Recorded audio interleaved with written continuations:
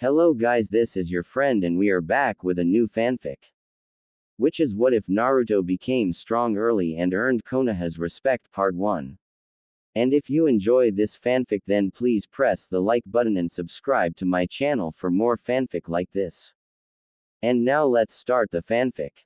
Young Naruto Uzumaki, after another harsh day at the academy, where Sakura spurned him, Sasuke made fun of him and Iruka scolded him, again, made his way to his apartment. His apartment was a small one-room, which made sense since he was an orphan. The kitchen was clean because Naruto almost didn't use it, he preferred making instant ramen instead of actually cooking something, not that he knew how to cook anything. His bedroom was a simple one, he had a single bed, a small TV on the top of a cabinet and a small wardrobe, filled with his orange jumpsuits. The green walls were dirtied. Naruto never cared about tidiness and also never bothered to clean the walls or paint them. With exception of the small bathroom, the entire apartment floor was made of wood. Finally, reaching his small living room, which also served as his dining room, there were, besides the desk and chairs from the dining room part, a coffee table and an old sofa where an unexpected visitor waited. The visitor was no one other than Hiruzen Sarutobi. He, alongside with Ayame and Tyuki Ichiraku, was one of the people that truly cared about Naruto. The aged man was wearing his traditional Kage outfit. Naruto, upon seeing the man he considered his grandfather, quickly dropped his backpack and ran towards Hiruzen, hugging him. The Hokage made an habit of checking Naruto at least once a month. He already visited him last week, so Naruto was pleasantly surprised in seeing him at his living room. The reason that made the Hokage leave his office, and his damned paperwork, was to talk with Naruto about his academy performance. Naruto already failed the academy twice, and if he were to fail again he would be expelled from the academy. While most of the children entered academy at age 8, Naruto enrolled shortly after his 6th anniversary, so age-wise he wasn't actually behind his classmates. However, Naruto grades were always bottom half. He couldn't use any ninjutsu or properly mold chakra and his knowledge was abysmal to say the least. The only part of the curriculum that Naruto actually was above average were his taijutsu, where Naruto mostly excelled due to his willpower and stamina, and stealth, where his pranking nature made him top 3, losing only to Sasuke, the last Uchiha, and Shino Aburame, the heir to the Aburame clan. Feeling that he was failing Minato, who already had his final wish of Naruto being regarded as a hero, denied by the sheer ignorance of the villagers, Sarutobi decided to have a talk with Naruto. Naruto, please sit down, we need to talk, the Hokage said, gesturing to the unoccupied seat beside him. After Naruto released the hug and went to sit on the sofa, he looked at the Hokage, clearly interested in his apparition.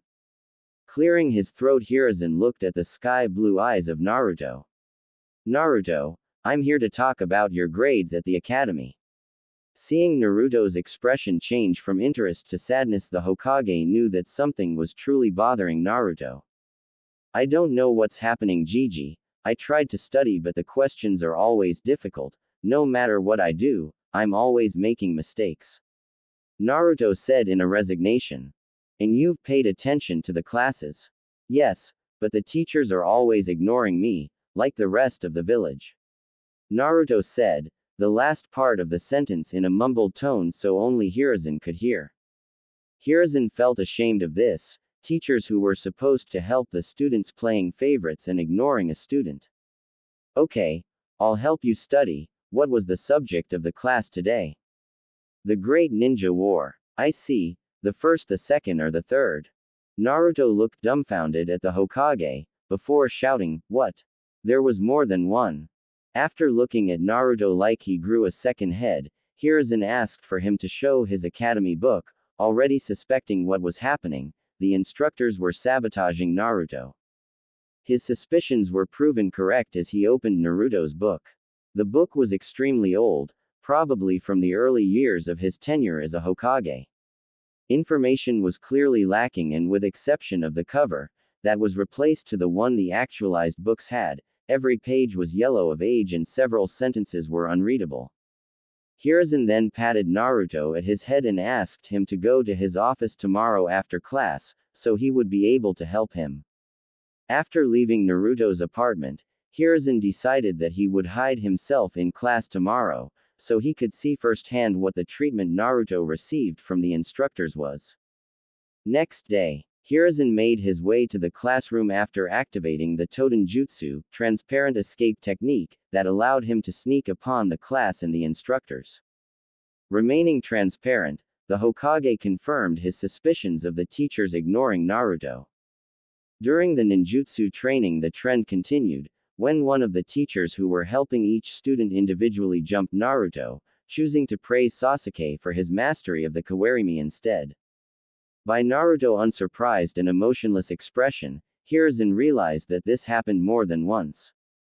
Finally, at the taijutsu practice, Hiruzen noted that the taijutsu instructor was intentionally teaching Naruto a sloppy and ineffective taijutsu instance that allowed him to quickly be pommeled by Sasuke at the final spar, much to the fangirls and the instructor's delight. The unique highlight of his visit was seeing that Iruka Yumino, one of the academy teachers, who lost his parents during the Kyuubi attack, helped Naruto at the shuriken practice. Seeing what he needed to see, Hiruzen retreated to his office. The Hokage knew that Naruto would visit him soon, so he quickly formulated a plan. Instead of punishing the instructors directly, he decided to help Naruto become self-sufficient, so the young boy wouldn't need help from the instructors. This also applied to his normal life. If given the right guidance, Naruto could easily live all by himself and well. Hiruzen, when visiting him last night, noted that his apartment was dirty and that Naruto didn't feed himself properly. And finally, he could prove Danzo, who constantly nagged him about transforming Naruto at the ultimate weapon, and most of the villagers wrong, and show through hard work and determination that Naruto wasn't the Kyuubi. Hiruzen was taken out of his thoughts when the door of his office opened, revealing Naruto. Hiruzen quickly gestured him to take a seat, which the boy promptly agreed. So, how are you going to help me, Gigi? Naruto, before anything I must say something important. As Naruto nodded his head, showing that he was listening, the Hokage took a deep breath before continuing, Naruto, the reason why you were falling behind your class is that the instructors were sabotaging you. Seeing the boy's questioning expression, Hiruzen proceeded, I watched today's class and it came to my attention that the instructors, besides giving you outdated material, were ignoring you during the lectures and ninjutsu training and intentionally taught you a botched taijutsu instance. Naruto stared blankly at the Hokage for a few seconds, then his expression turned to sadness, then angriness, and finally despair. Why everyone hates me? Naruto asked, almost crying. Now Hiruzen was at a dilemma. He could invent a history or tell the truth. He knew that Naruto probably would accept the fake history, but Sarutobi knew that if he did this he wouldn't be better than anybody else. Steeling his resolve, he made a decision that would change the fate of the entire world. Naruto, what do you know about the Kyuubi? It all made sense. Demon spawn, demon brat, damned fox. Finally it all made sense to Naruto. He was Jinchuriki of the Kyuubi, the nine-tailed fox. Naruto first denied the fact, then he lost his words, then he accepted. After accepting, Naruto realized he was the Kyuubi. He killed thousands of people and destroyed the village he now called home. After 30 minutes of crying, Naruto looked upon the Hokage, who was patiently waiting for Naruto to recompose himself. I'm sorry for everything I did, Gigi. Naruto stated before getting up from his chair and running towards the door. But he was stopped when he crashed against the arms of the Hokage, who quickly stood between Naruto and the door and engulfed him in a hug. After some more sobbing, Naruto asked, why don't you hate me, Gigi? The Hokage gave the Jinchuriki a smile before getting up. He quickly withdrew a scroll from one of the bookshelves and laid it on the table. After this he drew a kunai and put it alongside the scroll. What do you see there? He asked, pointing to the items. A scroll and a kunai. Naruto responded. Very good, they are different, aren't they? He asked, getting a nod from Naruto. Now, he continued, Quickly sealing the kunai into the scroll, what do you see? You sealed the kunai inside the scroll. Naruto stated. Very good Naruto, but tell me, just because there's a kunai sealed inside it, the scroll will stop being a scroll. Seeing Naruto shake his head negatively, Sarutobi continued. Naruto, you're the scroll, the Kyuubi is the kunai, you won't stop being Naruto just because the Kyuubi is inside you. Naruto nodded his head, showing that he understood. But then he frowned. Gigi, if things are like you said, why the rest of the village hates me? Well, they're blinded by the fear, most of them also didn't know about the quality of the seal, so they think that you are actually the Kyuubi. The young blonde and the aged Hokage kept talking for a few hours. Naruto learned more about his seal, and the Hokage assured that the Kyuubi wouldn't take over as long as he controlled his emotions. Naruto also learned that the Yondaime wished him to be viewed as a hero, but blind hatred made him into a scapegoat. Finally, the Sandaime explained about his law that prevented the adults about telling the kids about the Kyuubi, so the children would see him as Naruto and not the Kyuubi, and how it backfired as the kids mirrored their parents' behavior towards Naruto. By the time the two finally finished discussing the Kyuubi topic, it was already night and the Hokage offered to treat Naruto some ramen from Ichiraku's. At the Ichiraku's, Naruto and Hiruzen made their way to the Ichiraku's, Naruto's favorite ramen stand. Even though Naruto loved ramen, his affection to the Ichiraku's was because here he was treated like family. Whilst the most expensive restaurants and even some stores refused to sell anything to Naruto, Tuki and Ayame always treated him well. After placing their orders, which made Hiruzen frighten a little bit because of the sheer amount of ramen Naruto ordered, they continued their conversation.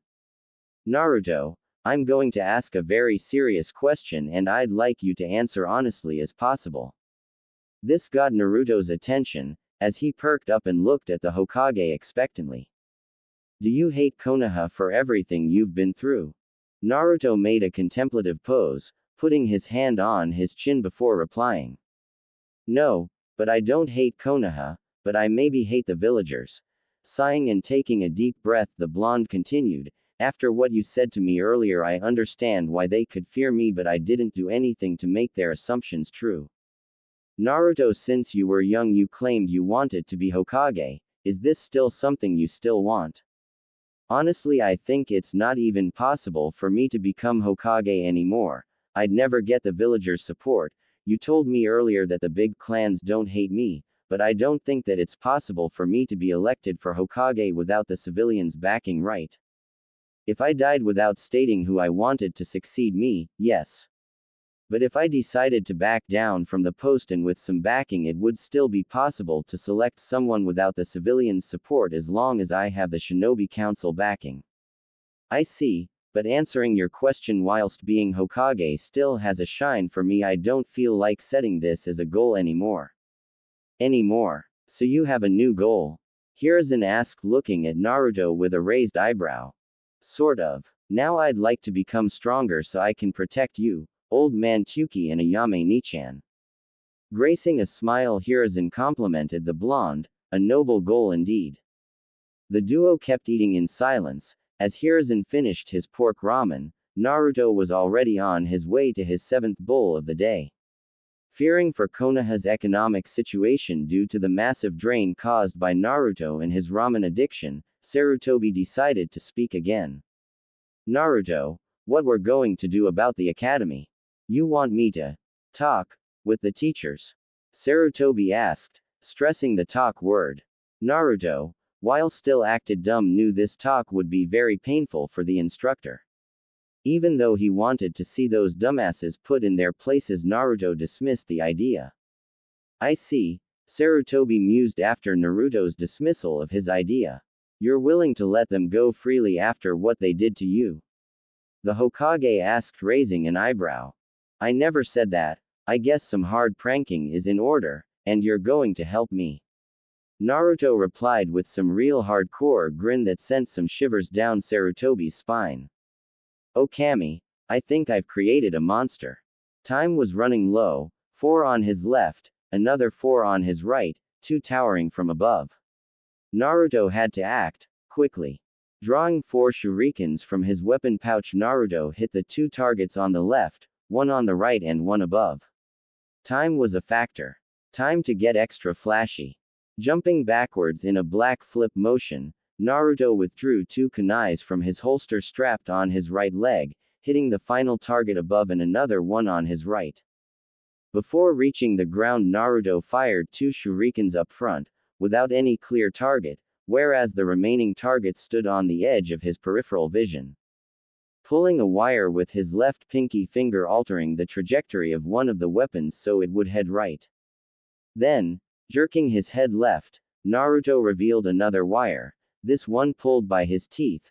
This wire, attached to the other shuriken, changed the projectile path to the right.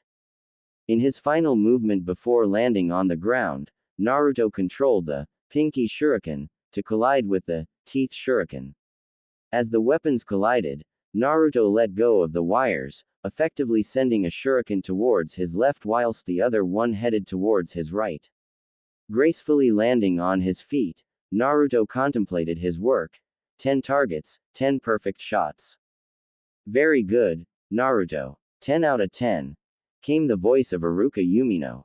Standing with 5 feet 8 inches, with olive skin, black eyes and brown hair styled in a ponytail, his most distinguishing feature being the scar that crossed his nose bridge.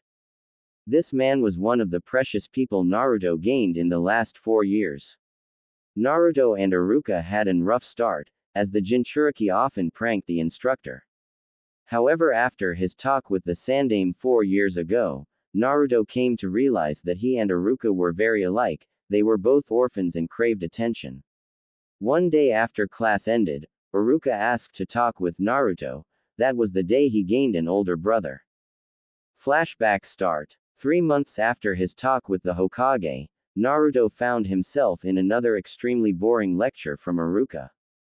He was sleeping alongside Choji Akamichi and Shikamaru Nara, as he didn't saw any point in paying attention to this class. After some time, Iruka noticed the slacking trio and went to scold them about paying attention to the lectures. Choji and Shikamaru didn't seem bothered by Iruka's scolding, but Naruto was extremely angry because in the past he in fact paid attention to the class but never learned anything due to the instructors constantly sabotaging his progress. Naruto decided that payback was in order. Instead of pranking, he decided to show Iruka and everyone in class that he didn't needed them. So, during the day, Naruto would constantly answer all the questions Iruka posed to the class. During taijutsu, Spath blonde-haired boy made short work of every opponent, including Kiba Inuzuka, owner of one of the best taijutsu grades in the class, before surrendering against Sakura under the reasoning of being tired, a blatant lie. As Naruto kept answering all the questions and beating every opponent, he would constantly glare at Iruka and Mizuki, as if saying that he didn't need their help. Whilst both Mizuki, the most stuck-up student of the class, namely one Sasuke Uchiha, and by extension the rest of the class, thought Naruto was cheating, Iruka was pleasantly surprised. He always came out as a rigid teacher, but unlike the other academy instructors, he never despised Naruto because of the Kyuubi. He saw Naruto as a normal kid, like the rest of the village should. The only reason Iruka kept a stern, non-friendly facade was because he saw much of his younger self in Naruto, and therefore wanted to make sure that the boy didn't make the same mistakes as him. After class ended, Naruto was asked to stay and talk with Iruka. The teacher handed him a paper, with a math problem.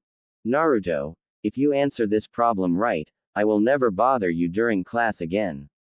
Reading the problem, Naruto saw that it in fact was a hard question, but not an impossible one by any means. So after 15 minutes, Naruto handed Iruka the paper back with his answer. Iruka knew that Naruto was holding back in classes, a fact that went unnoticed by the rest of the academy staff and even the students, so he purposefully gave Naruto a genin graduation test question. Knowing that Naruto never paid attention to the classes, he knew he wouldn't suspect anything. As he saw the question, he knew that if Naruto wanted he could easily be top 3 in class, but he didn't wanted this because of something. Very good, Naruto. As the said boy then turned back and made his way towards the door, Iruka said something that definitively got his attention. What about going to Ichiraku's? My treat. Flashback end. After this, Naruto and Iruka became extremely close. Naruto never became top 3 in class, staying in the middle of the pack, but only because he didn't wanted it. Iruka managed to gain the boy trust and they became brothers in all but blood. Iruka learned about Naruto's rough start at the academy, and saw that the slacker Naruto only existed because said boy didn't wanted any of the instructors to claim that they helped him achieve anything. As Naruto respect to Iruka grew, he even started paying attention to Iruka's lectures, leaving the sleeping to the other teachers' classes. Now Naruto, all you need to do to pass the exam is to perform a henge, a kawarimi and a bunshin. The boy nodded, before performing a kawarimi, substituting himself with a practice doll. Excellent, now a henge. Performing the seals, Naruto transformed himself into Anko Mitarashi, the snake mistress of Konoha, wearing a more revealing than the usual outfit if that was possible, basically an almost Anko, only with some extremely small pieces of fabric covering their most private areas. The effect was instant. Iruka went from a serious academy teacher to a pervert in 0.003 milliseconds, being propelled backwards by a giant nosebleed, before losing conscience upon hitting a wall. 15 minutes later Iruka regained consciousness.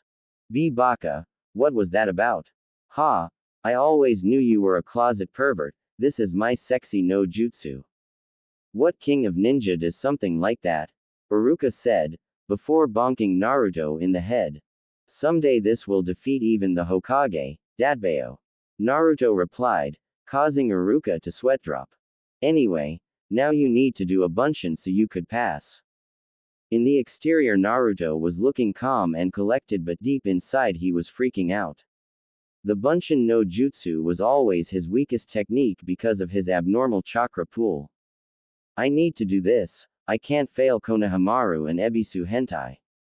Flashback start. After his payback at the academy teachers in an elaborate prank that consisted on having Anko Mitarashi to invite the before-mentioned teachers to a 4-way date with the Ice Queens of Konoha, paint, slingshot hits at very sensible places and horse-weight laxatives, Naruto was back into the Hokage office. Yo, wanted to see me Gigi? Yes, we need to talk what we are going to do about your studies. I've been thinking on firing them or at least giving them an ultimatum about their responsibilities as teachers. Should they don't comply with my orders first pan on firing them and stripping their shinobi ranks. Thanks Gigi, knowing you care for me like this means a lot to me, but, Naruto replied, adopting a more cautious tone, I don't think it'll work. Seeing the Sandame's questioning expression, the blonde continued. The teachers hate me, but they are good at what they do. All I need to prove myself is to know that they aren't sabotaging me. Also if you fire them it'll take some time to find replacements and it'll prejudice the rest of the students. 8 years old and already putting the others' needs before his own. I see. Then Hiruzen light up a grin he only displayed when he managed to outmaneuver Danzo, the elders and the civilians during council meeting. Then I have an idea. You'll have full access to the Sarutobi compound library, as well as the Hokage estate library. Use it to find reliable information concerning your studies.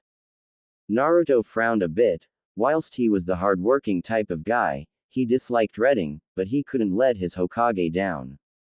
He was interrupted of his thoughts when he heard the slight tired, yet firm voice of the Hokage. But we still need to make up for your lost time in your skills training. Satoko, his secretary, please summon Ebisu here.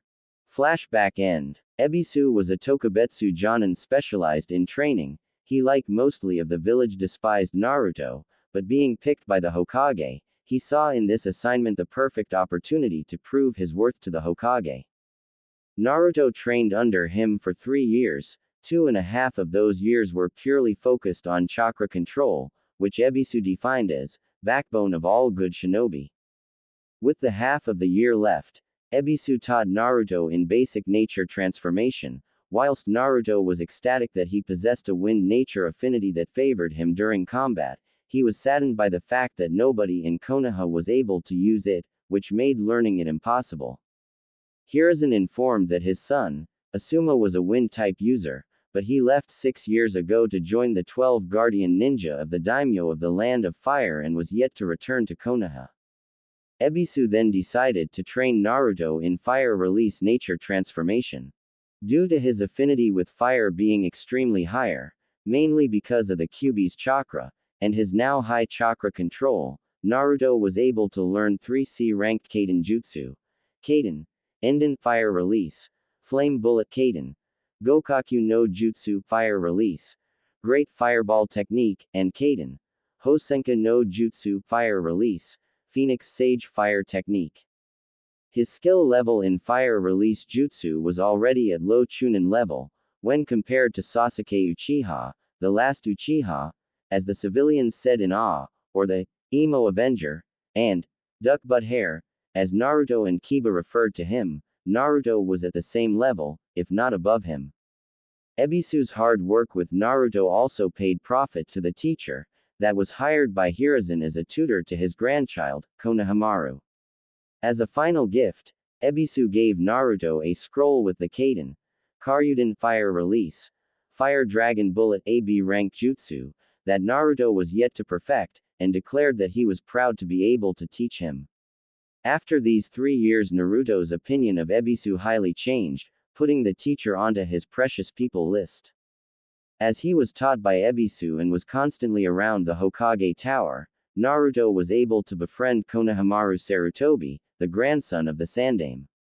Despite Konohamaru's bratish attitude, Naruto took a liking to the boy, considering him as a younger brother of sorts. Naruto was the first one to recognize Konohamaru as something other than the honorable grandson, and would during free time help Ebisu with his training. He also lectured the boy about the hard work needed to him become the Hokage, stating that there were no shortcuts to becoming Hokage. Naruto, are you okay? Came the concerned voice of Iruka. Yeah, why? Well, you were spacing out staring at the empty for 10 minutes. Sorry, was having a flashback moment. Naruto replied, rubbing the back of his neck. I'm still waiting for the bunshin. Roger that. Clearing his mind, Naruto made the required hand signs, summoning 5 bunshins. Iruka looked at the clones before smiling to the boy. Close your eyes. Why? Just close it. Okay. When he opened his eyes again, he found Iruka without his Hittite. Touching his own forehead, he felt the steel and the Konoha leaf symbol, before realizing. Congratulations on graduating, Naruto. You're now a shinobi of Konohagakure no Sato. Tears welled up in Naruto's eyes as he remembered of all his struggles during his lifetime. Now he finally did it. Thanks, Iruka-sensei. The duo was then interrupted when a purple-haired Anbu woman, wearing a cat mask, appeared before them. Iruka Yumino, Naruto Uzumaki, your presence is requested by the Hokage. Congratulations on graduating, Naruto. You truly deserved it, the Hokage said, with a hint of pride of his surrogate grandson achievement.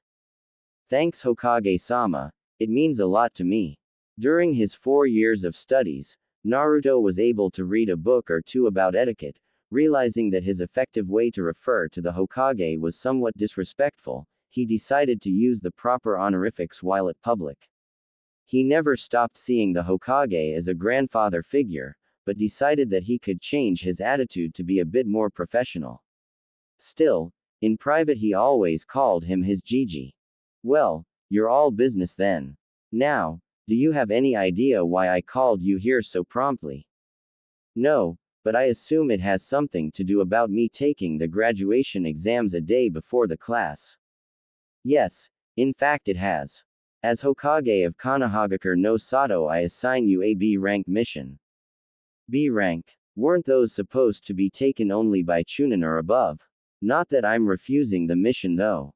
Quote. In fact, usually during peace only Chunin or above are allowed to complete B ranks, however this mission in particular requires you to undertake it. There were some reports of an enemy spy working inside the academy, I suspect about some few teachers, but I can't take any actions yet. Yesterday we've received a report that this spy is plotting to steal the scroll of seals that contains Kinjutsu and was sealed by the Shodaime Hokage himself. We suspect that the spy will probably attempt to enlist the help of one of the students that failed the test. Considering your stealth prowess and background, we believe that if you somehow fail the exam, you'll be the prime option of the spy. So, I need to fail the exam, but I'm still a genin, right? Yes, the reason you graduated a day earlier in secrecy was that you could finally be assigned this mission. I assure you that even if you fail, you'll still be placed on a genin team. I don't plan on failing though. Naruto replied with a smirk. And I don't think you will. The Hokage said, also smirking. Naruto, even as a genin, was one of his most trusted shinobi. In fact, he planned on revealing the truth of his parentage as soon as Jiraiya set his foot on Konoha. So, what are my orders? You'll botch your own graduation test to be approached by the spy. After that, you'll use a decoy scroll and inform the Anbu about your meeting point. Like I said earlier, this is a B rank. Like I said earlier, considering there'll probably be a fight and you'll likely be targeted by the enemy. Thus you'll also will be required to assist the Anbu in the spy capture should they require, but I don't think they will. After that, come to my office, I'll give you a graduation present. Things were going as planned for Naruto. He decided to purposefully arrive 5 hours late to the exam. Somewhere a silver-haired cyclops, reading an orange smut book, sneezed. I have a feeling that finally someone decided to follow my way of life. This was of course planned, as he didn't want to raise any kind of suspicion amongst the graduates. He was approached by the spy, who turned out to be Mizuki, as planned. After retrieving the decoy scroll at the Hokage's office, he met with the Anbu assigned to the capture of Mizuki, the purple-haired girl with the cat mask of yesterday, who introduced herself as Neko. The plan was simple. After Naruto handed the scroll to Mizuki, Neko would neutralize him. Should she was unable to instantly restrain him, Naruto would act as support, not engaging Mizuki directly. Naruto was sitting at the rendezvous point, the clearing of a forest outside of Konoha, waiting for Mizuki. He made sure to observe all the surroundings, to be able to plan something should Neko's plan went wrong. After waiting for 5 minutes, Mizuki finally showed up. Standing atop of a tree branch, whilst Naruto sat at the ground, under another tree. Hey Mizuki-sensei, I got the scroll, can I get my headband now? Naruto asked, pretending to be enthusiastic. Sorry, but no, Mizuki said with an evil glare. Now, die, he said, throwing a Fuma shuriken towards Naruto. Naruto quickly rolled towards his right, avoiding the lethal strike, just in time to see Neko leaping from a higher branch, using her sword to strike down Mizuki, who barely managed to avoid a hit. You okay, kid? Neko asked. Yeah, now let's capture the Tem. No, I'll capture him, you'll stand down, I don't want to risk you by putting you head to head against a Chunin. If someone said that to Naruto 4 years ago, he would stubbornly refuse to stand down.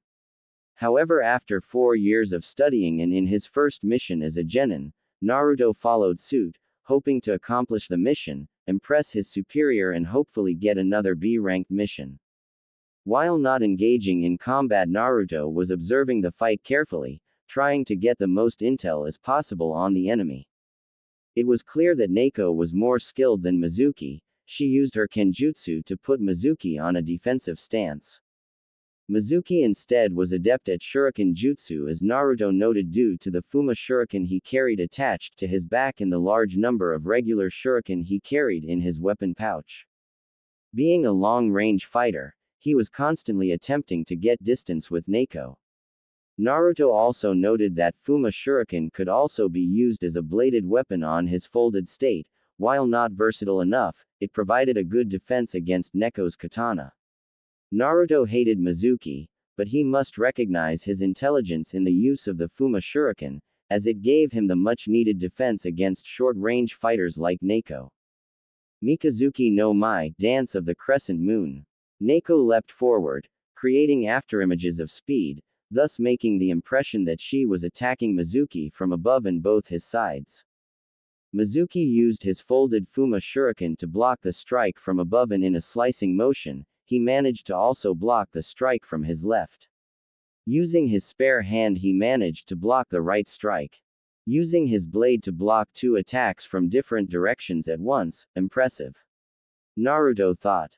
He was brought out of his musings as Neko appeared in front of Mizuki, who now had his guard opened, in an impressive display of speed, thrusting her katana towards Mizuki's chest in a jabbing motion. As Naruto and Neko thought the fight was over, Mizuki, seconds before being hit, channeled chakra into a tiger tattoo on his chest, making it glow from under his Chunin vest. The next second, Mizuki's muscles underwent an impressive growth, ripping his shirt. The most bizarre thing is that he started growing a fur above his waist, becoming a hybrid of human and a tiger. The fur covered his entire torso, neck and face. Whilst maintaining his pale blue hair, he developed tiger ears. The unique areas that didn't spotted muscular growth were his legs. Neko managed to piece him with her katana, but the large muscle mass prevented any real damage and created resistance, making Neko unable to withdraw her sword from the enemy's chest. What the hell, was the collective thought of Naruto and Neko. Now I'm going to kill both of you. Mizuki yelled in an animalistic roar, drawing the sword from his chest and throwing it aside. From this point ahead, the fight changed tides quickly. Mizuki became a close-range fighter, and Neko, who couldn't retrieve her katana in time, went on the defensive, avoiding Mizuki's strikes. The game of cat and mouse lasted for about 5 minutes. Naruto stood sideways watching the fight development. It was clear that Neko wouldn't be able to handle the onslaught for much longer. As in a clue, Mizuki launched a punch as Neko leapt backwards in order to avoid the strike, but Mizuki used his other arm to land a hit on the anbu, on her left leg. Judging by the cracking sound, it was clear that Neko's leg was broken, effectively taking her out of the fight. Now Naruto had a choice. By observing Mizuki's behavior, it was clear that this transformation tired him. His reactions weren't sharp as they were in the beginning. Now he could retreat taking Neko, but risking a failed mission as Mizuki would have more than enough time to retreat. Or he could fight, hopefully lasting longer enough to get reinforcements, but risking both his and Neko's lives.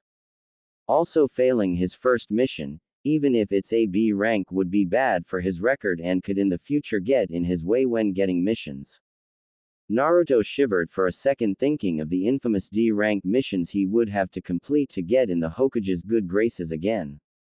Also, allowing a spy to leave Konoha with extensive information would be, quoting Shikamaru, troublesome. As stated before, there were two choices: stay and fight, risking his partner's life, or flee, saving Neko but giving the spy who possessed intel on the village to leave. Fortunately, Naruto was known for thinking outside the box, and came with a third plan. Leaping onto action, he fired a supercharged Kaiden Gokaku no Jutsu towards Mizuki, who, surprised by Naruto's prowess in the Kaiden, stood dumbfounded, getting hit by the jutsu. His muscular frame and fur shielded him from any fatal damage, but it still hurts like hell. Roaring, he looked around and saw that both Naruto and Neko were gone. Naruto used the jutsu as distraction, so he could retrieve Neko. He rested her under the trunk of a tree, using the shadows in the forest to hide her. Then he made his way towards Mizuki, much to the Anbu agent protests. Mizuki was retreating towards the border with the rice country, where he was supposed to meet with his master. However, he stopped in his tracks when he heard the voice of the guy he hated the most. "Where do you think you're going, Naruto?" the traitor growled. Adopting a serious tone, Naruto glanced towards Mizuki, before speaking again. "Before we start, I'd to say a thing and then make you a question. I wanted to say that you're an amazing teacher, and I, as the Kyuubi, really shouldn't be allowed to learn alongside geniuses like Sasuke Uchiha. Still, under different circumstances, I'd be delighted to learn under you." Seeing Mizuki's amused expression, Naruto knew that if he couldn't make it as a ninja, he really should get a try on the acting career. Damn, I'm a good actor. I might even be able to star alongside Yukie Fujika's in one of those Princess Gale movies. Now for the question. Naruto said, adopting an even more serious tone. The tiger is your father or your mother? What? Mizuki asked, taken back by the blonde's question. What I'm asking is, Naruto said, using hand gestures to emphasize his point, a tiger. The forest was silent for 5 seconds, that you could even hear the breathing of the various beings that inhabited the forest as Mizuki looked towards Naruto. Obviously this silence was bound to end soon. I'll kill you, demon brat. I'll gut you alive, Mizuki said, leaping towards Naruto, starting the hunt. Naruto, due to his background as a prankster and his training under Ebisu, was able to escape Mizuki with relative ease. For the next 30 minutes, using stealth, his fire jutsu and some weapons alongside some explosive tags and flashbangs, Naruto outmaneuvered Mizuki, hopefully buying Neko's time to escape and tiring Mizuki out. As he dashed between the trees, he noticed a shiny object on the ground, Neko's katana. Why not? He asked himself, picking up the sword from the ground. The katana was single-edged, and had a red and brown hilt, with some golden yellow details on the handle. 5 minutes later, he faced a panting Mizuki in a clearing nearby where he left Neko. Even my strongest fire jutsu wasn't able to cause him any damage because of his fur and muscles. However, if things were going as planned, reinforcements should be coming soon. Still, I need to fight him right now so he wouldn't suspect anything. It's a good thing I picked that katana up.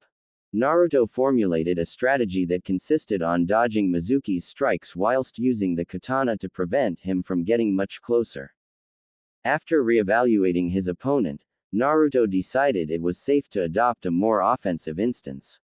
Whilst never receiving any kind of training in kenjutsu, Naruto was a kinesthetic learner, and during his brief spar with Mizuki, he was able to learn the basics of the katana. The fact that he was genuinely interested in learning kenjutsu in the future was another plus. Unknown to him, Neko didn't retreated. She refused to leave a genin alone to fight a chunin. Unfortunately, Mizuki's punch broke her calf, so she was in no condition of fighting, but should Naruto fall, she would be able to hold him long enough for him to retreat.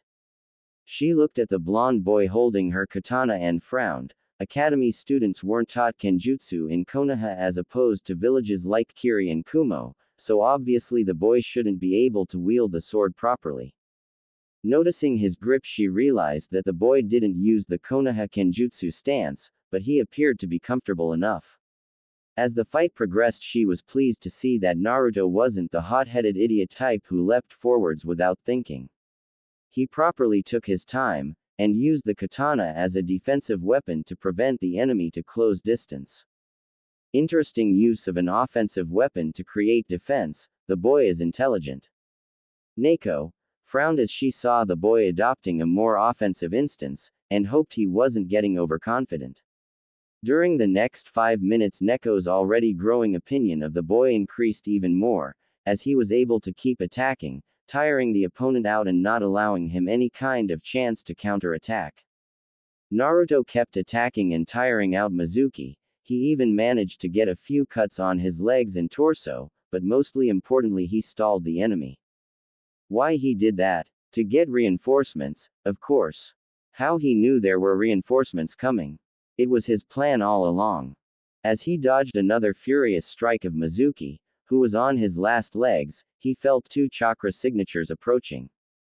Whilst not receiving training in censoring, Naruto had a natural talent for this particular ability. When younger, he sensed people by his Kyuubi improved hearing. Nowadays he was able to sense chakra signatures meditating, but being focused on the fight, he still was able to sense someone coming, but he didn't know their strength.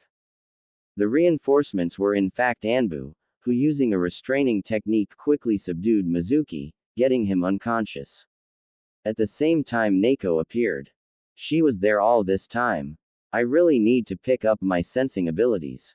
Her Anbu mask prevented her from showing any emotions, but if Naruto could guess, he would say it was anger, as he expressly refused to follow one of her direct orders, engaging the enemy.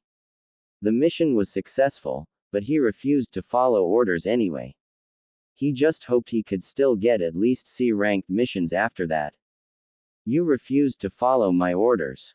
Yes, I did, I'm sorry about that, but we couldn't allow the spy to flee with important information on our village. Still, you didn't follow my orders. Neko-san, I'm sorry, I made a decision on the spot thinking on the best of the village whilst trying to prevent any unnecessary causalities. Still, I know I broke the rules and I know there'll be consequences. No, there won't be any consequences. Neko said coldly, flaring killing intent, and Naruto somehow felt his shinobi career was in danger. However, suddenly the key vanished, and judging by Neko's body language, she was happy. I also made several mistakes on this mission. I presumed you were just a bratty academy student and never bothered to learn about your techniques, thus being unable on developing any good strategy should the enemy resist. I over-relied on my kenjutsu, which made an opening that allowed the opponent to attack me, jeopardizing the mission. Also, I never really scouted the area, assuming it would be a simple snack and grab mission, unlike you who used the environment in your favor. If someone should be apologizing, it would be me. So I'm not in trouble. In contrary, I believe the Hokage will be pleasantly surprised with your performance today. Noticing that he still held the katana on his right hand, he bowed and offered the katana to Neko, holding the hilt and the edge of the sword with open hands. Naruto remembered that katana were usually wielded by samurai, and he read that this was the manner they handled their weapons. I believe this is yours, Neko-san. Taken back by the young boy knowledge of the Bushido, she bowed, accepting her sword. You've put quite a display fighting Mizuki. I didn't knew that the academy started teaching kenjutsu again, even though I don't recognize this style as being the Konoha kenjutsu.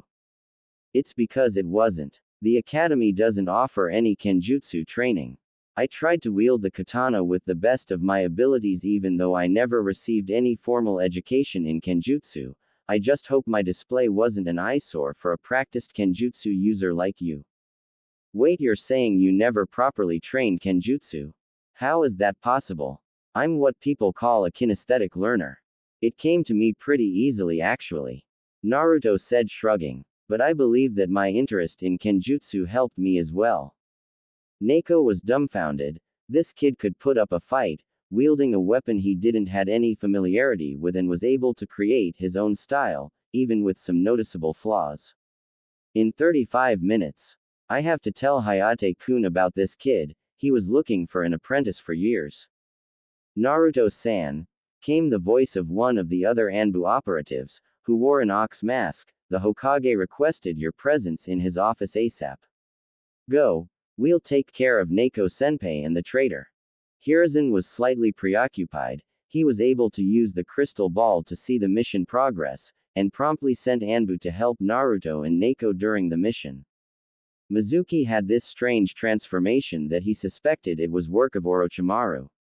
If that was indeed true, it meant that things would get even more complicated. However, what concerned the most was that he wasn't able to witness the rest of the fight. The Tomegan no Jutsu telescope technique had a time limit that ticked down just as Naruto questioned the paternity of Mizuki. His fears, however, were put to the ground as the door to his office opened, revealing Naruto. Mission accomplished, Hokage-sama. A lone figure reached the gates of Konoha after 7 years. 7 years ago he made a life-changing decision, leaving his home. For 7 years he questioned his decision, thinking of what could have been. In 7 years he attained glory and became a proven shinobi, but deep inside he felt empty, because in leaving he hurt the person who he loved most in the world. She still remembered him. She hated him for what he did. She was dating someone. Yes and no. His, informant, kept him updated. The tall man wore a black coat, with brown details, with black pants and clack shinobi boots. He carried himself with an air of confidence, but deep in his eyes you could see regret. A cloak covered his head, making his features unrecognized. Upon reaching the gate, he glanced at the two figures performing duty, Kotetsu Hagane and Izumo Kamizuki, the eternal chunins of the guard duty. He waved to them, before removing his cloak, making his face visible. Izumo and Kotetsu were in another boring day at guard duty. Their day, however, became more eventful as they noticed the approaching figure removing his cloak. It is really him. It has been a long time since he left. It is he. Things will become a lot more interesting from now on.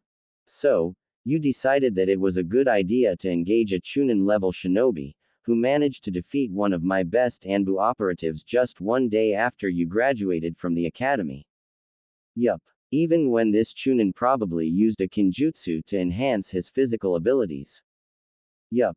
Damn it, Naruto, could you please stop replying every question I have with a, yup. Yup. Wait, no. This isn't a joke. Have things played differently and the Anbu haven't arrived at time you could have died? Hiruzen ranted, in the verge of yelling. Well, I knew they would be coming. Naruto replied with a grin. Stop messing around. I'm being serious. So am I. Seeing the Hokage's doubts about his previous statement, Naruto elaborated, remember when I fired the first fireball to distract Mizuki and save Neko? Getting a nod from the Hokage, the genin continued, I supercharged that attack with half of my chakra, so the Anbu stationed in the village perimeter could easily sense the attack and head towards our direction. I never planned on taking Mizuki down, I just kept stalling him to give the Anbu enough time to reach the scene. Hiruzen was dumbfounded. Naruto, having just left the academy, already developed a Chunin-like line of though. However, he wasn't totally convinced yet. You knew the scroll was a decoy one, so why risk getting into a fight? Perhaps you were trying to show service to get more high-ranked missions. I'll be honest and say that in fact this went through my mind, however it was far from being the reason I enacted a new plan instead of withdrawing and risking losing Mizuki. Using his hand to enumerate his points, he continued, reason number 1, letting a spy flee the village is always bad for the image of the village, and could in the future translate into more hostile spy actions. Reason number 2, Mizuki was the academy teacher of a class full of clan heirs, including the famed Hyuga and the Uchiha clans. Considering our village relies a lot on its clans, I assumed that by stopping him I could prevent sensitive information from getting into the hands of the enemies. Third reason, since he was captured alive, the T&I department can get information of his reasonings and hopefully his employer. Fourth reason, I hate Mizuki. Hiruzen now had to fight the urge to promote Naruto to Chunin at the spot. The kid embodied the will of fire, putting the village security and his comrades ahead of his own life. He was still reckless, but this kind of attitude demanded encouragement, not reprimands. Well, I'm speechless. Not only you completed a mission that turned out to be AA rank since it concerned secretive village affairs, but also managed to analyze the scenario you were in, decide the best plan of action and develop, and perform, a successful strategy at the spot. Thanks Hokage-sama. Being praised by you means a lot to me. No need to formalities now, we're alone. Picking an envelope on his drawer and handling it to Naruto, he continued his speech. This is the reward for your first mission. Like I stated earlier, due to the capture of an enemy and the facts I mentioned before, it turned out to be AA rank. Opening the envelope, Naruto's heart skipped a bit. 150,000 ryo. I am using the conversion rate that $1 is equivalent to 10 ryo, so Naruto received about $15,000 for this mission. Seeing the genin eyes shine with the amount of money, Hiruzen chuckled. Don't go spending all your money on ramen. Also, remember to go to the academy next week for the genin team's assignments. Until then you're dismissed. As soon as Naruto left his office, Hiruzen reached for his hidden drawer, where his faithful companion in the battle against the paperwork rested. Time for some reading, the Sandaime said to himself, giggling perversely. His quality time was quickly interrupted when a Anbu appeared in the room. Hokage-sama, Asuma Sarutobi has returned to the village. What Hiruzen though would be a quiet uneventful night, quickly snowballed into a sleepless night for the aged Hokage. First Naruto managed to complete his A rank, capturing a spy that could be working for Orochimaru. Then his son, Asuma, came back to Konoha and is requesting an audience with him about being reintegrated into the shinobi program. Also he had to create the genin teams of a graduating class full of clan heirs, what was never an easy task, considering both the civilian and the shinobi councils tended to butt in, the latter one being in a most considerate, less demanding manner. Finally Neko, one of his most trusted Anbu, asked to a private audience with him alongside her boyfriend, Hayate. Why? He had no idea. But before worrying about Neko, he had to meet his son. Asuma and Hiruzen never really agreed about anything. Hiruzen knew that his younger son never wanted to be seen just as the Hokage's son. Hiruzen's wife, Bawako, was the peacemaker. Both men were extremely strong, but they were smart enough to learn to never get on the bad side of a woman. When Bawako passed out, their relationship deteriorated badly. Asuma felt alone and Hiruzen buried himself into his work as Hokage. Finally, on a fateful day 7 years ago, Asuma had a serious discussion with his then girlfriend, Kurenai Yuhi, and they ended breaking up. Alone, Asuma decided that he needed a change of air and decided to accept the daimyo offer to join the 12 Guardian Ninja. During those 7 years they only exchanged letter thrice. When Konohamaru was born, when Asuma attained a bounty of 35 million ryo and Hiruzen wrote to him, counseling some security measures, and finally when he decided that Kurenai should be promoted to Jonin and asked Asuma, in condition on being her ex-teammate. But now father and son stood in front of each other after all these years. Hiruzen noted that Gon was the teen that left years ago, now he was a man. Asuma was still relatively young, 27 years old, but carried himself with the air of a veteran. The Sandame's son was noticeably stronger than he left. One thing that remained the same was his smoking habits. Usually parents tended to discourage those kinds of habits, but being a shinobi meant your life would be online each and every time, so dying at his mid-40s was already better than dying in his mid-20s, like Minato and Tobirama, two of the strongest shinobi Konoha had to offer and that died nevertheless. So, you're back. Yes I am, father. Both men spoke in neutral, bearing emotionless tones, but even when they were on speaking terms they behaved like this. Asuma, unlike his elder brother and his nephew, never was the kind of people to let himself be overtaken by feelings. So sitting on an office, making small talk or playing shogi, was the way they had to connect. How was the capital? The father-son duo proceeded to make small talk for 30 minutes, with Hiruzen being careful to not mention Kurenai or children in any moment of the conversation. However, this meeting was bound to change pace quickly, when Asuma noticed the stack of academy papers in his desk. You're building the teams, aren't those supposed to be built automatically? Usually yes, but this year has been particularly different. This graduating class has the heirs to the Akamichi, Aburame, Nara, Hyuga, Inuzuka and Yamanaka clans, a promising girl from the Haruno civilian clan, the last of the Uchiha, and finally Naruto Uzumaki. That's why I don't want your job. Asuma said, chuckling.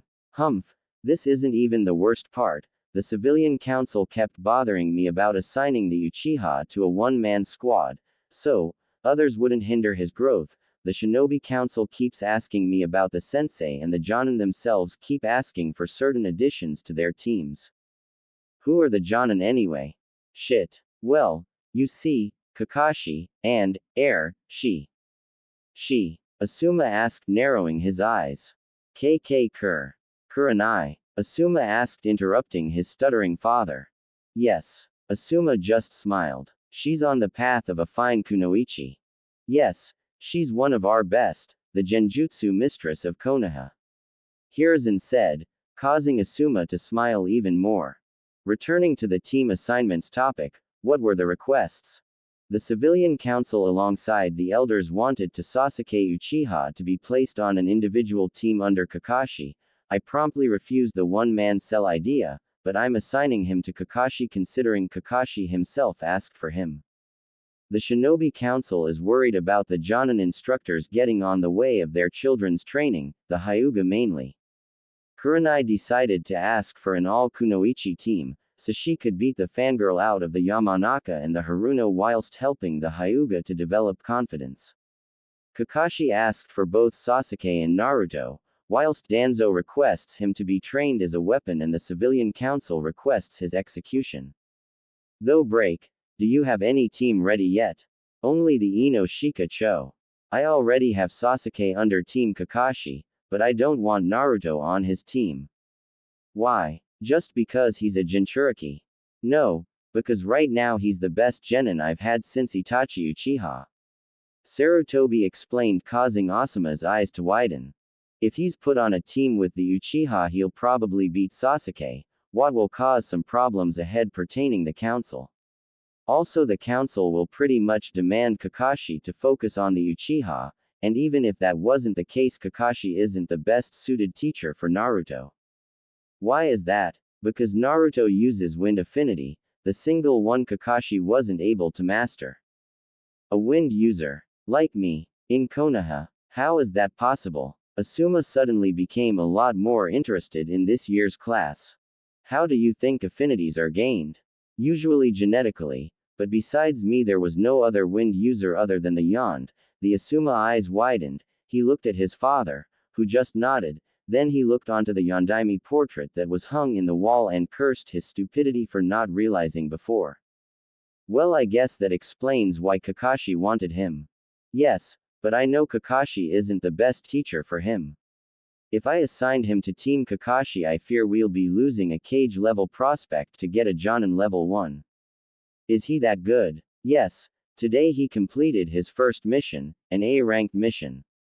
He mainly uses fire release because of the lack of a wind release teacher in Konoha. He already has Jonin level chakra reserves, has Chunin level ninjutsu, and above average taijutsu, and compensates his lack of talent in genjutsu through complex, yet effective strategies. His IQ is estimated in about 150, that whilst not Nara high, is high nonetheless. The most impressive thing is his mindset. He always thinks of what is the best for the village and is able to analyze the development of a fight on the run. Besides that, he developed chakra sensing abilities. So, basically a hybrid of me, Kakashi, Shikaku Nara and Inoichi Yamanaka with an almost endless chakra pool. Getting a nod from his father, he just shrugged, well, count me in. I heard that the Jonin that trains the future Kage of Konoha usually gets some good reputation. Asuma, the Sandame said before grinning, this is perfect, with you as a sensei I can balance the squads. Thank you, son. No problem, dad, Asuma said smiling. But I must inform you that Yugao Azuki, one of Kurenai's best friends, is coming here right now, so I strongly advise you to flee if you don't want Kurenai to know you're back. Asuma's cool facade quickly changed into a terrified one. Yeah, that's my clue, see you later, dad. Asuma said, jumping from the window. I don't know why, but my son reminded me of a certain someone. Somewhere in a hot spring in the land of the hot water, a toad sage doing his research, sneezed, revealing his position, and ended up being beaten up by a horde of angry females. Naruto woke up with a sound of a knock on his door. Walking around his small apartment, he quickly changed into a plain black t-shirt and a white cargo short combo, which he wore during the last 4 years at the academy. Looking at his Hittite, he became undecided whether he should wear it as a headband or as an armband. Thinking his hair usually tended to fall on his forehead, he decided to go for the headband. Opening the door, he saw an tiger-masked Anbu male, wearing full Anbu apparel. Hokage-sama asked you to go to his office, right now, the Anbu said, before disappearing in a shunshin. Gotta learn how to do that. After walking to the Hokage tower, he entered the office, where he was received by the Hokage and 2 other persons, a purple-haired girl with straight waist-length hair with brown eyes and pale face, and a man with a tired aspect, evidenced by the bags under his eyes, with fair skin and short brown hair. The couple wore standard Konoha flak jacket, the uniform for Chunin rank or above shinobi. The noticeable fact is that the two of them had katanas, a rare sight in Konoha, where kenjutsu wasn't taught, unlike other villages like Kumo, Kiri and even Iwa by lesser extent. Hello, Hokage-sama, Neko-san, Neko's boyfriend-san. Wait, how do you knew who I was? I never showed my face, and how do you know that Hayate-kun was my boyfriend? Answering your first question, the katana you have strapped on your back is similar to the one you used yesterday. The handle seemed custom-made, what eliminates the possibility of it being mass-produced, and I kinda sensed your chakra signature. Wow, I didn't know you were a sensor too, but how did you discover that Hayate-kun was my boyfriend? You were holding hands. Quickly detaching their hands, the couple looked to the Hokage that was clearing his throat. Naruto, I called you here for two reasons. The first one is that I forgot to give you your graduation process, the Sandaime said, taking a scroll from a drawer and handling it to Naruto. This scroll contains the Kage Bunshin no Jutsu, a jutsu that was into the scroll that Mizuki intended to steal. This jutsu is labeled as a kinjutsu due to the high chakra usage, but considering your abnormal chakra reserves, I don't think you'll have any problems in using it effectively. Hiruzen explained. Now, for the second topic. Naruto, those behind you are Yugao Azuki, whom you met as a Neko during last night, and her boyfriend, Hayate Gecko, the best swordsman of Konoha. It came to Yugao's attention that you were quite skilled in kenjutsu even though you haven't received any formal instruction in that matter. Therefore, they are offering to teach you in the Konoha Ryu Kenjutsu. What do you think? For real? He said, turning to the couple, who smiled and nodded to him. I'd love to. Hokage-sama informed us that you were given a 1-week rest until you're assigned to your genin team, so I'd like to teach you during the afternoons of this week. After that, I'll assign a training program that will make you able to train alone. After 2 months you'll have a spar with me and Yugao-chan here. Hayate explained. Now let's get to work. Yugao completed. 2 days before the genin team assignment. After another hellish training session under Yugao and Hayate, Naruto was making his way home. His kenjutsu improved greatly during training, but still was a work in progress. Yugao also was considerate enough to give Naruto some pointers in the usage of his sensory skills, but they were nowhere near effective, as Naruto could only sense signatures in a 500 meters radius and could only distinguish those signatures into a 100 meters radius. Considering even genin were able to cut this 500 meters in less than 1 minute, and he could only sense their chakra in less than 10 seconds before the attack, it would leave him defenseless, as he would only have this tiny time window to evaluate the opponent chakra and decide he would be able to fight back or retreat. The couple decided to give Naruto tomorrow as a day off, so he could rest for the big day. Naruto then decided to visit Ichiraku's to grab some ramen. He was too tired to even think of making his own meal. After he learned about the Kyuubi and decided to put more effort in becoming a shinobi, Naruto, after some persuasion from Ebisu and the Hokage, decided to cut off ramen, adopting a more balanced diet.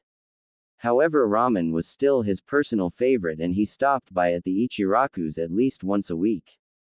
After ordering 2 servings of miso ramen and another 2 of pork ramen, Naruto noticed that Ayame, who was serving him since Tsuki already went home, was somewhat different. Hey Ayame Nichan, something troubling you? Naruto asked, honestly concerned.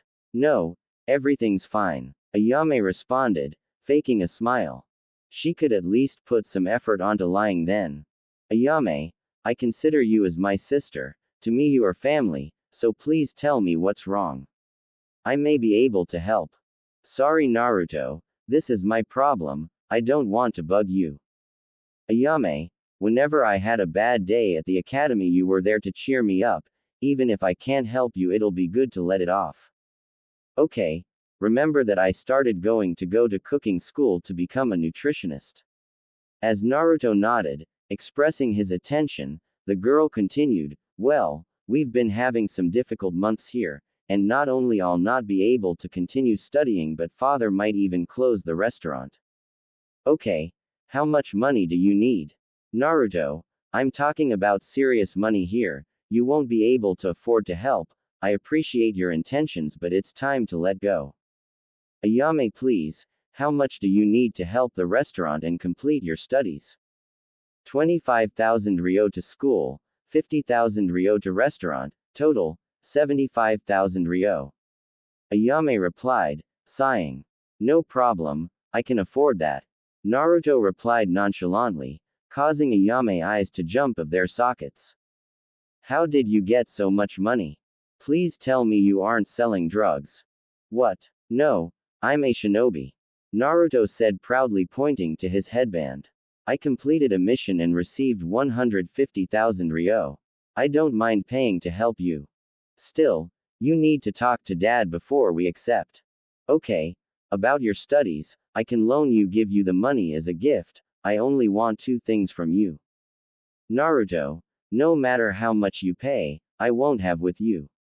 Ayame said, narrowing her eyes. Whaat. Naruto said, blushing. You asked me to do two things for you, probably, or a blowjob. The brunette replied, causing Naruto's blush to achieve a blood-red tone, and a small nosebleed to appear. No, I never said that. Why, everyone in Konoha is a pervert. Heck, you're like my older sister, geez. Usually when a man offers money to a girl, asking for a favor, he usually means. Ayame replied. Well, I'm not like most men. So you're one of those happy guys? Ayame interrupted Naruto. As the genin failed to understand the meaning of her words, she continued, you know, a man who likes other men. No, you're confounding me with Sasuke Tem, I'm straight. Deciding to finish business before Ayame mentioned again, he continued. The two things I wanted to ask you are for you to help me with a diet for free and to go shopping with me tomorrow. Shopping? Ayame said, her eyes suddenly twinkling. Yes, I decided to change my style now that I'm a shinobi. I figured out I could use a girl opinion. Well, Naruto Uzumaki, you got yourself a deal. The assignment day. Naruto woke up late. Why? He learned in the hard way that when you get into a situation where girl and shopping exist in the same sentence, you must leave everything behind and run. Run like your life depended on it. Run like Orochimaru wanted to become buddies with you. Run like an Uchiha when you see Tobirama. Run like an Iwa shinobi when you see the yellow flash. Run like a Nara when you see work. Just kidding, Naras don't run, it's too troublesome. Well, you get the point.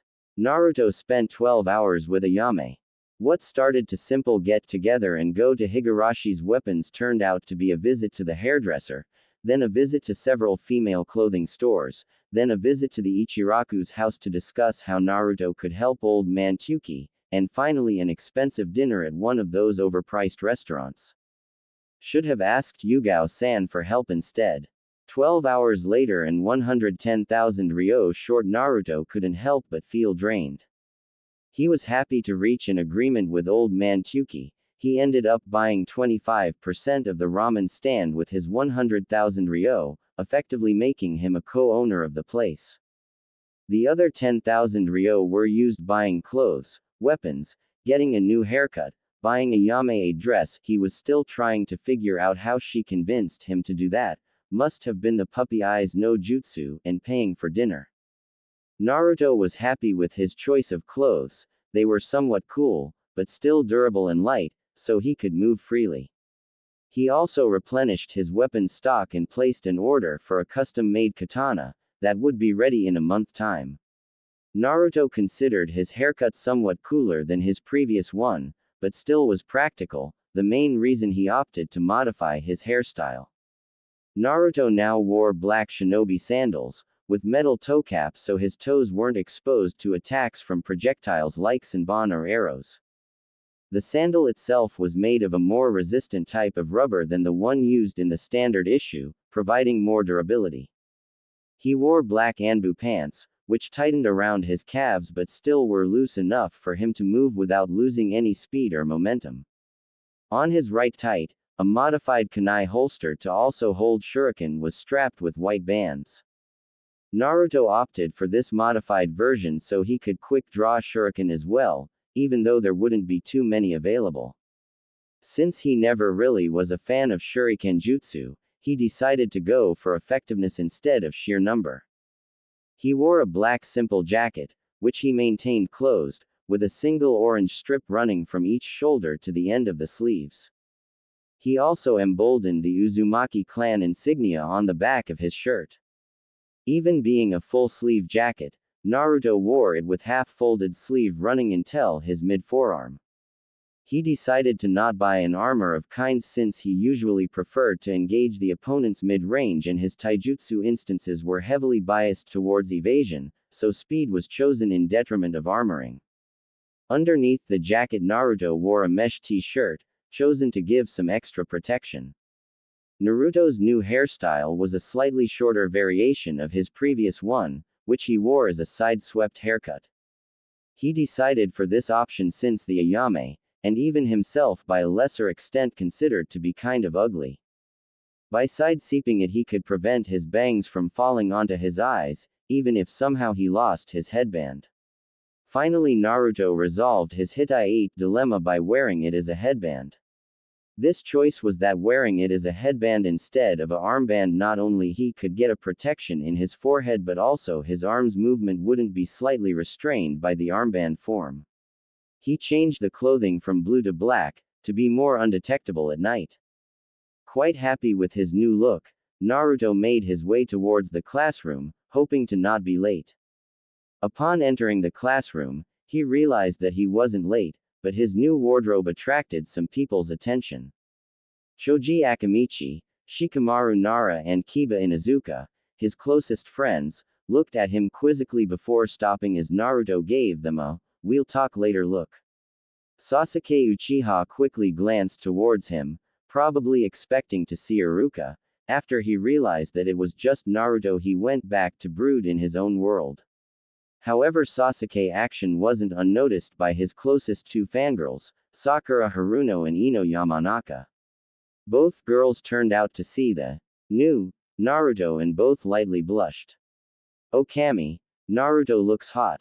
The blonde fangirl though. "Is that Naruto? He's handsome." "No, perish this blasphemous thoughts. I like Sasuke, not Naruto. The pinkett though. Cha. What a glorious piece of meat." Inner Sakura added. Finally on the corner of the room Hinata Hyuga was trying her hardest to not faint, but as Naruto made eye contact with her those efforts went to waste, as she passed out. Naruto wanted to seat near his friends, however there was just one available seat, on the end of the class. Making his way towards the seat, Naruto was thankful that he went shopping. Judging by the blushes of the girls in his class, it seemed that his new wardrobe caused quite the impression. Taking his seat Naruto realized that he could see the entire class from his spot. Choji, Kiba and Shikamaru were sitting together. The first one was eating, as usual, the second one was playing with Akamaru, as usual, and finally the last one was sleeping. Yep, nothing new as far he was concerned. Those three were his only friends with his age. Naruto and the trio became closer because of their lack of interest in classes. Each one had different reasons. Naruto himself wanted to make clear that he didn't needed the teacher's help and that everything he achieved on his own, the only exception going to Iruka's classes. Choji wasn't motivated, like his best buddy, Shikamaru, and spent most of the class eating. Kiba disliked indoor classes and tended to skip a lot of classes to play outside with Akamaru.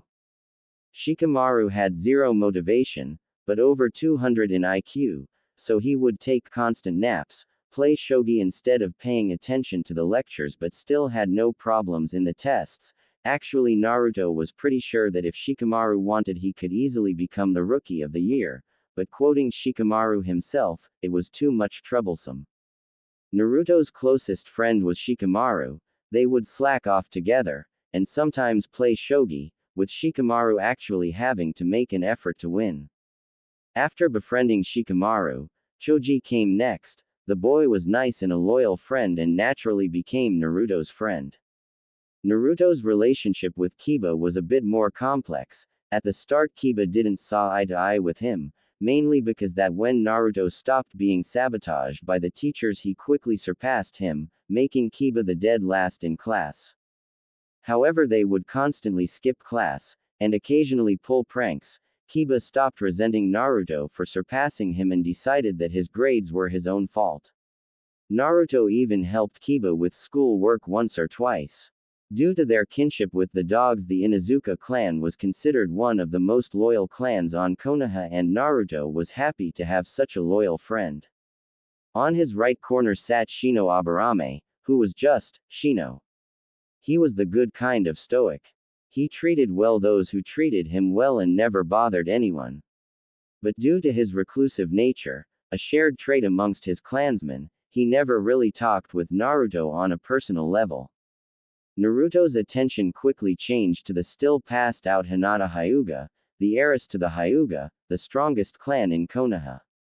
The Hyuga were the traditionalist kind of clan, their division in main and branch houses being one of those so-called traditions. Hinata was unlike the rest of the Hyuga, which meant she didn't acted like she had a 5-foot pole shoved in her. Actually, she was kind and caring with everybody. Hinata's biggest weakness was his lack of confidence, that made her look weak to her clan, that began to criticize her and therefore making her more unconfident. Naruto, after being forcibly retired by the class, decided to learn by studying the Ika Ika book series. If that was his most brilliant or his stupidest idea, Naruto wasn't yet sure, but the fact is that by judging by her actions towards him, Naruto came to the obvious conclusion that Hinata had a big crush on him. Naruto was first overjoyed when he learned that a girl liked him that way, but after researching about the Hyuga, he saw that there were no prospects of a future relationship between him and Hinata.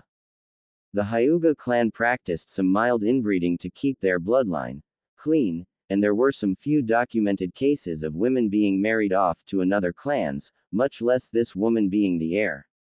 Even though the prospects of a future relationship between Naruto and Hinata being almost inexistent, Naruto really cared about the heiress and hoped to help her with her confidence issues. Next was Ino Yamanaka, one of the prettiest girls in the class, one of the prettiest girls in Konoha. Naruto had a huge crush on her, but combining his newfound dedication towards shinobi training and Ino being one of Sasuke's most avid fangirls made him forcibly end his one-sided crush. Unlike most of the girls in class, Ino came from a shinobi clan, actually being heir to the Yamanaka.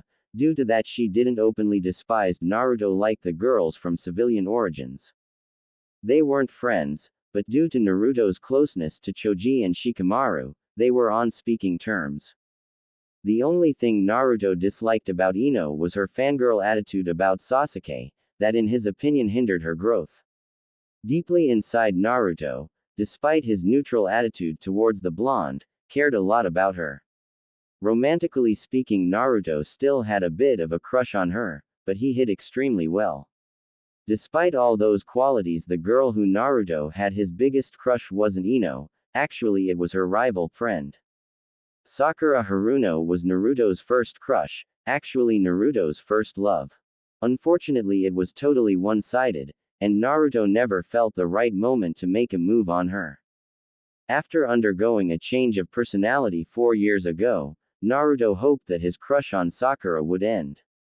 Boy, he was wrong. Before seeing the world with his newfound wisdom, Naruto liked Sakura because she was pretty, she had a lovely pink hair and a cute forehead.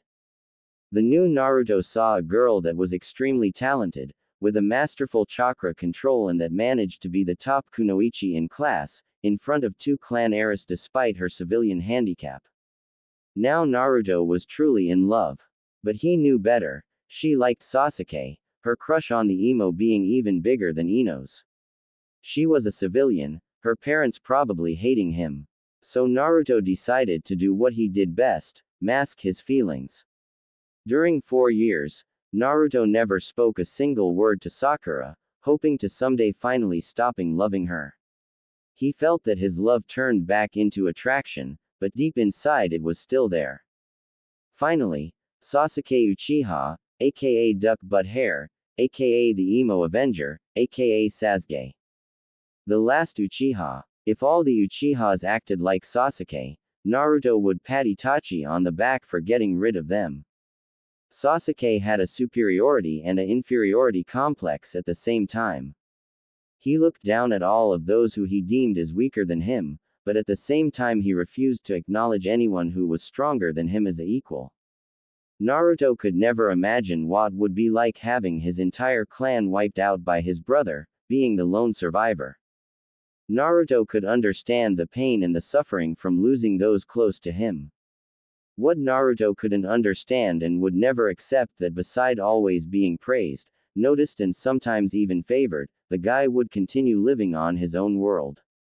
Sasuke never knew what was like being forcibly alone, having no one to acknowledge you, and thus decided to just act high and might and ignore people who genuinely cared about him, like Ino and Sakura.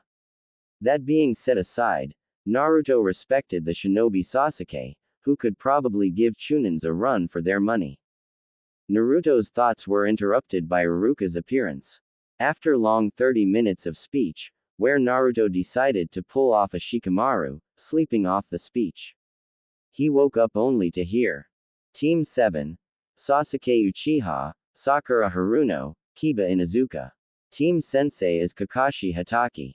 In the background Naruto could hear Kiba's complaints about being placed on the same team as the Uchiha and Sakura's cries of happiness, much to Ino's dismay.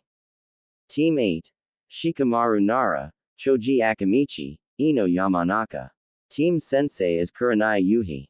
Naruto could hear more of Ino complaining about being in a team full of slackers. Team 9 is still active, so we jump to Team 10, Naruto Uzumaki, Shino Aburame, Hinata Hyuga. Team Sensei is Asuma Sarutobi. At this moment, Hinata, who just had woken up, passed out again after being put on a team with Naruto. You must wait for the teachers on the classroom, Iruka said before leaving the room.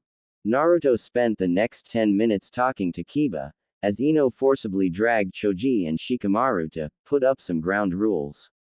He wanted to talk with his teammates, but Hinata was still passed out and Shino didn't seem eager to any kind of social interaction. Finally the door opened revealing a tall, olive-skinned man. He was smoking a cigarette, had a beard and a spiky black hair. His outfit was the standard Konoha attire, with addition of a sash with the fire kanji on his waist. Team 10. My name is Asuma Sarutobi and I'll be your sensei. The newly formed Team 10 was walking alongside his new sensei. Each Jonin had the right to choose his team meeting point. Asuma opted to have the team first meeting at his favorite restaurant, Yakiniku Q, a Korean barbecue restaurant. The walk was uneventful. Shino didn't felt the need to talk about anything. Asuma was silently studying his team, and Naruto was busy carrying the still passed out Hinata. As they finally reached the restaurant, Hinata finally woke up, this time Naruto making sure to not make eye contact with her so she wouldn't faint again. The team was eagerly welcomed by the owners, who Naruto and Shino noted to be closer to Asuma. As they sat down onto the table and placed their orders, Asuma finally decided to start with the proper introductions. Like I said earlier, my name is Asuma Sarutobi and I'll be this team sensei. Now to properly introduce yourselves I'd like to know your name, age, likes, dislikes, hobbies and dreams to the future.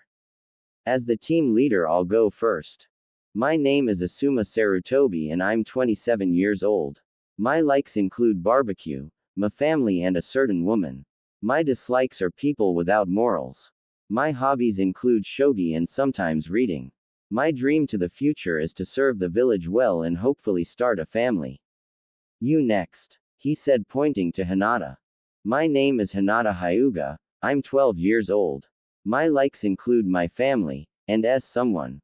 Hinata said turning towards Naruto, who didn't notice. My dislikes are bullies and the caged bird seal. My hobbies are training and a bit of gardening. My dream to the future is to prove myself to the ones I love and hopefully abolish the caged bird seal.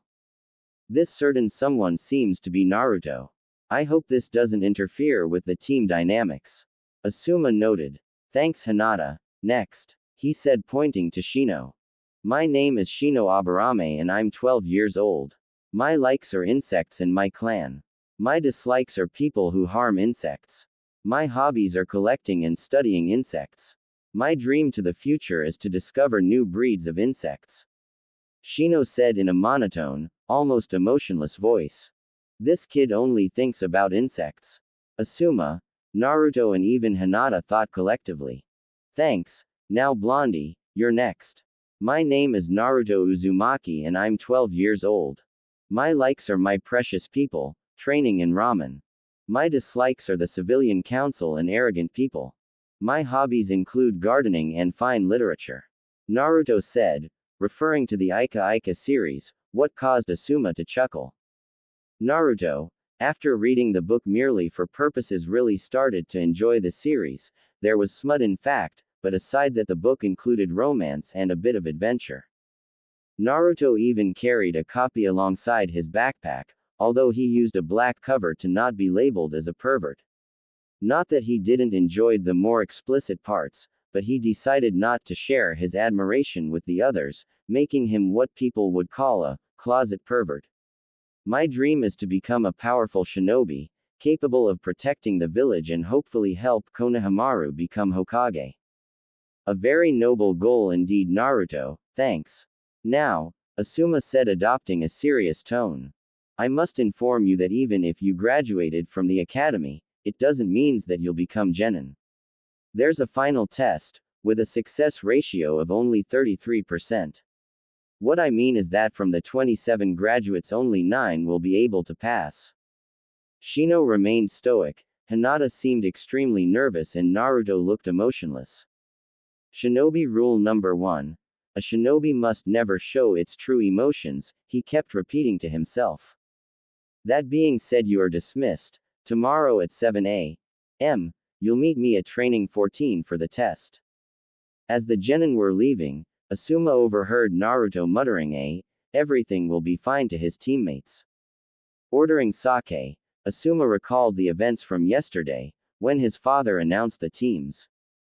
Flashback start. The Sandaime Hokage was a brave man, who fought in all the 3 great ninja wars. He was the professor, the Kami no Shinobi, due to his mastery of all the 5 nature transformations. Still he was afraid. Today he was announcing the genin teams to the council and to his jonin. The council room was full, the clan heads, sitting to his right, Inoichi Yamanaka, Choza Akamichi, Shikaku Nara, Sum Inuzuka, Hiyashi Hyuga and Shibi Aburame. The civilian council sat to his left and finally, in his front the elders and Danzo, the old war hawk. Standing onto the back of the room the jonin, Kurenai and Kakashi included. Hiruzen knew that Asuma was probably on his way too. I called you here to submit the graduating teams, he said in a serious tone. Team 7. Sasuke Uchiha, Sakura Haruno, Kiba Inuzuka. Sensei. Kakashi Hatake. Any objections? Sum and Kakashi raised their hands. Sum. I believed my son was going to be put on a tracking team. I decided to give Team 7 more presents, with Kiba tracking possible threats. Besides, Kakashi specializes in the use of Ninken and will be able to teach him a thing or two. Sum just shrugged. Makes sense, I guess. Now, any objection on this team, Kakashi?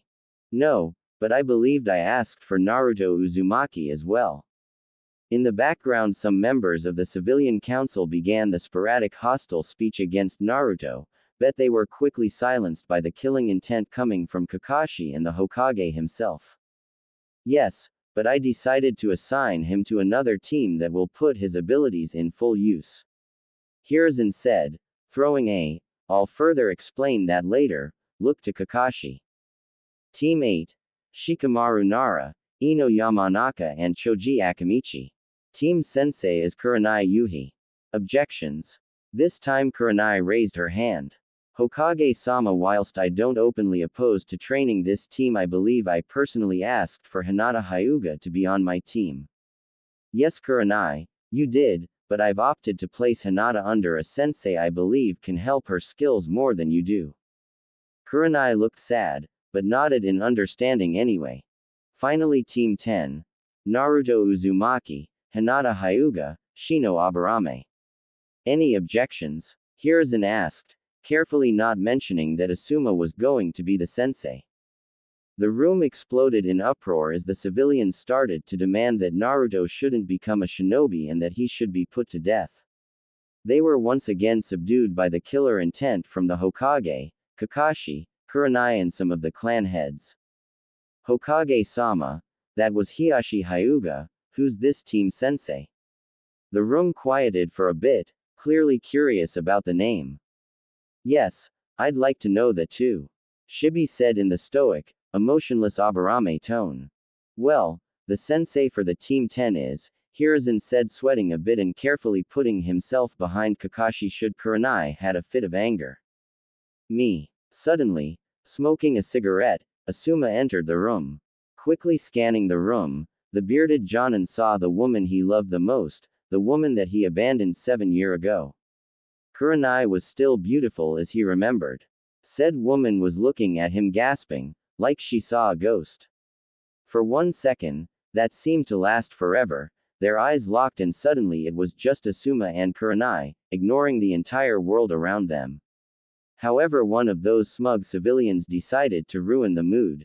Asuma-san, good to see you're back, could you please convince your father that the demon brat shouldn't become a ninja and should be put to the knife instead? Sighing, Asuma stole one last glance to the still dumbfounded Kurenai, before releasing a blast of killer intent directed towards the councilman.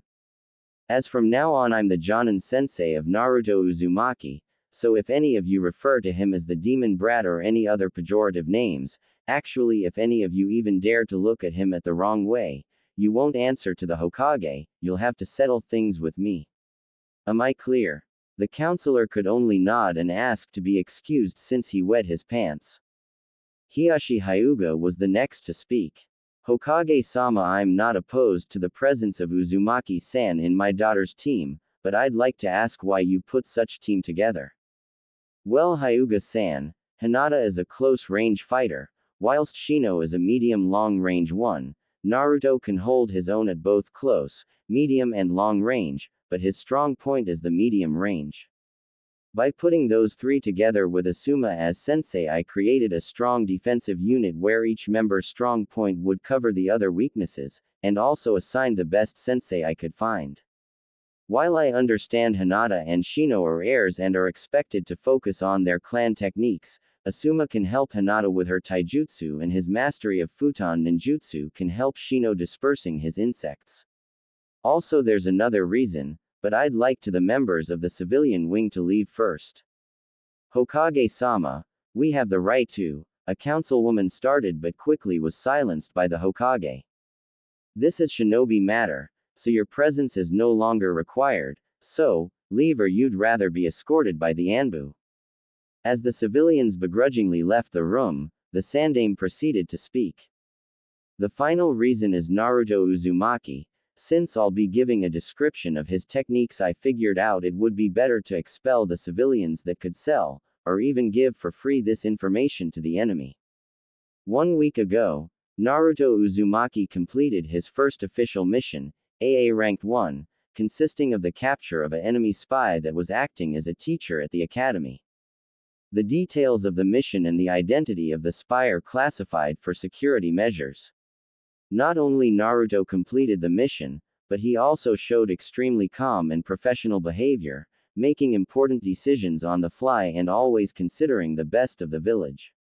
He can use Kaden as good as Sasuke Uchiha can, and has shown some proficiency on Kenjutsu. However, his natural affinity lies with futon release, this being the reason I assigned Asuma with him. As you know, wind release is extremely rare in Konoha, where in the recent history only 4 people were capable of using me, Danzo, Asuma and the late Yondaime. Pertaining elemental interactions, Futon is weak against Kaden, but is strong against Raiden. Kumo is notorious for their employment of Raiden, so by properly training Naruto with Futon, we could have a defense against Kumo should they attack. Also by teaming him up with Hinata, who already suffered a kidnap attempt from Kumo, Naruto can provide her some extra protection considering she'll be performing missions outside the village. By the time Hiruzen finished his speech, the shinobi clans were pleased with the team arrangements and actually positively impressed by Naruto's skills. Asuma was making his way towards the exit when he was stopped by Kurenai, surprise gone from her face replaced by sheer coldness. Sarutobi-san, Hinata Hyuga has serious confidence issues and as her Jonin sensei you're expected to help her overcome those issues. Don't fail her, otherwise I'll have to use that jutsu. Asuma expression quickly turned onto a terrified one. Kurenai, you can't be serious, you can't use that jutsu on me. Try me, she said before vanishing on a shunshin. Hiruzen, who couldn't help but eavesdrop the conversation, noticed his son's terrified expression and asked, "What is that jutsu Kurenai was talking about?" "Father, that jutsu is the only N1 SSS ranked kinjutsu in history, don't ask me about it. Kurenai used it on me when she caught me peeking at another woman's 10 years ago, let's just say that I still have nightmares," he said, shivering as he remembered that jutsu. Flashback end. "Well, now the fun begins," he said as he left the restaurant.